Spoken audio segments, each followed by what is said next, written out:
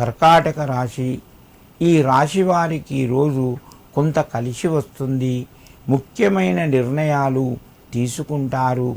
గృహ నిర్మాణానికి సంబంధించి లేదా భూమి జాగలకు సంబంధించిన వ్యవహారాలు మీ ముందుకు వస్తాయి. తప్పనిసరిగా కొన్ని నిర్ణయాలు తీసుకోవలసి వస్తుంది. ధనపరంగా మీకు మేలు జరుగుతూ ఉంటుంది. కుటుంబ సభ్యుల సహాయ సహకారాలు సంపూర్ణంగా లభిస్తాయి.